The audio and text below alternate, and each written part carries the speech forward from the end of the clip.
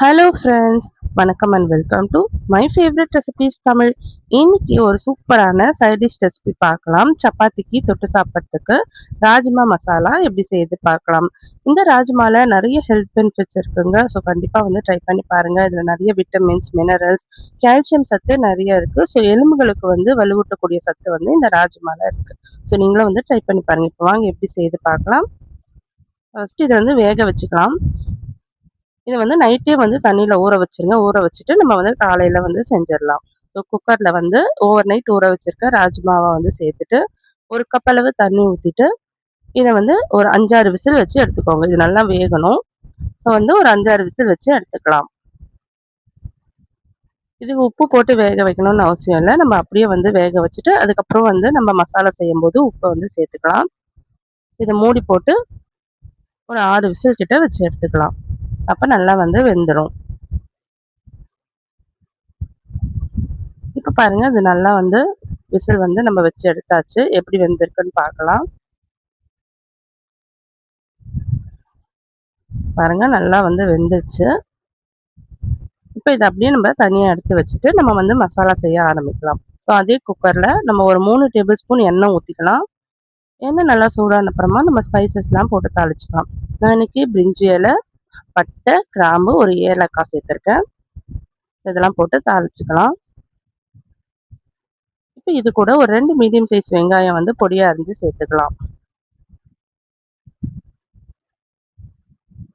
வெங்காயம் சேர்த்துட்டு வெங்காயம் நல்லா வந்து வதக்கி விட்டுருங்க.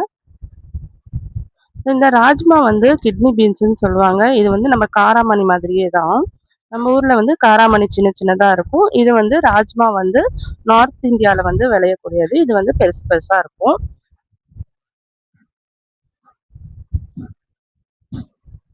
வெங்காயம் நல்லா வதங்கின அப்புறமா 2 பச்சை மிளகாய் சேர்த்துக்கலாம்.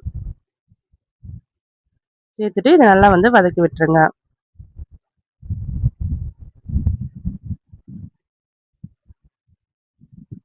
இது கூட ஒரு டேபிள் ஸ்பூன் இஞ்சி பூண்டு பேஸ்ட் சேர்த்துக்கலாம்.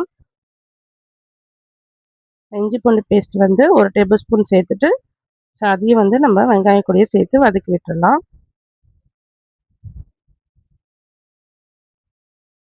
தக்காளி வந்து நம்ம அரைச்சி தான் சேர்க்க போகிறோம். ஸோ 2 மீடியம் சைஸ் தக்காளி மிக்சியில் போட்டு அரைச்சி வச்சுருங்க.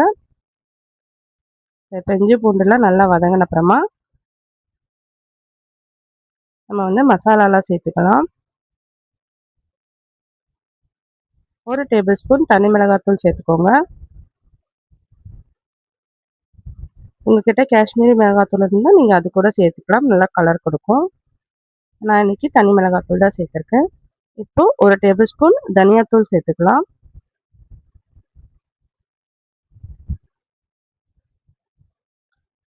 இது கூட ஒரு டேபிள் ஸ்பூன் கரம் மசாலா சேர்த்துக்கலாம். ஒரு 1/4 டேபிள் ஸ்பூன் மஞ்சத்தூள் சேர்த்துக்கலாம். இது எல்லாத்தையும் சேர்த்துட்டு இது நல்லா வந்து வதக்கி விட்டுருங்க. அந்த எண்ணெயிலே நல்லா பச்சை வாசனை போகிற அளவுக்கு நல்லா வதங்கட்டும். இப்போ வந்து நம்ம அரைச்சி வச்சிருக்க தக்காளியை சேர்த்துடலாம். தக்காளியை சேர்த்துட்டு நல்லா வந்து வதக்கிடலாம்.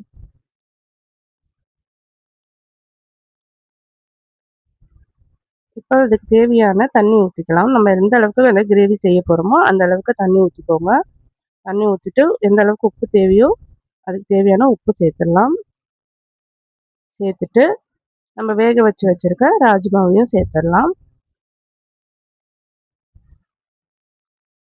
சேர்த்துட்டு இதை மூடி போட்டுட்டு ஒரு 2 விசில் வந்து வச்சு எடுத்துக்கலாம். ஸோ நல்லா வந்து கிரேவியாக வந்து ரெடி ஆகிடும். ஸோ இப்போ பாருங்கள், சூப்பரான ராஜ்மா மசாலா வந்து ரெடி ஆயிடுச்சு.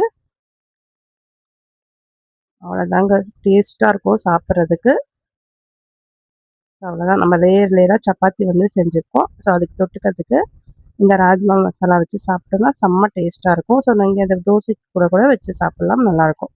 ஸோ நீங்களும் இந்த ராஜ்மா மசாலா செஞ்சு சாப்பிட்டு பாருங்கள். சாப்பிட்டுட்டு எப்படி இருந்ததுன்னு கமெண்ட் பண்ணுங்கள். இந்த வீடியோ பிடிச்சிருந்ததுன்னா லைக் பண்ணுங்கள், ஷேர் பண்ணுங்கள். மை ஃபேவரட் ரெசிபீஸ் தமிழை சப்ஸ்கிரைப் பண்ணிக்கோங்க. தேங்க்யூ ஃபார் வாட்சிங்.